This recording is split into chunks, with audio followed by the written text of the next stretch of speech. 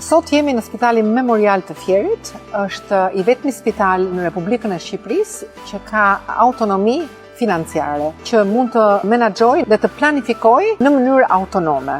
Në vitin 2026, një nga prioritetet që kemi si Ministri e Shëndetësisë është që të rishikojmë sistemin spitalor në gjithë vendin, duke pasur parasysh efikasitetin e shërbimeve që japin pacientit. Mirë se na erdhët ministre në Memorial. Këtu ministre janë në kryenfermierët e shërbimeve, në shërbim të popullatës së rajonit të Jugut dhe janë mbi 1.500.000 shërbime në këto 5 vite të ofruara nga 300 punonjësit tanë.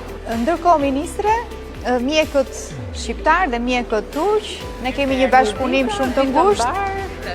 Janë që të gjithë mjekë që sapo mbaruan specializimin ju atashuan Spitalit Memorial dhe ndërkohë në mbarim të kontratës 3 vjeçare të gjithë zgjodhen të qëndrojnë në Spitalin Memorial. Ndërkohë këtu kemi dhe ekipin e koordinatorëve nga Turqia, të cilët punojnë në spitalet rajonale që kanë përfituar autonominë menaxheriale. Spitali është ndërtuar në 3 seksione, A, B, C.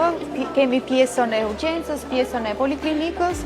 Ledari është kryenfermier i urgjencës që ka mbaruar në Itali, por që kur u hap Spitali Memorial, zgjodhi Spitali Memorial. Kjo është dhoma e observimit për urgjencën, këtu bëhet triazhimi. Ky është pavioni i mjekësisë interne dhe i kirurgjisë. Spitali ka një kapacitet për 150 shtretërish.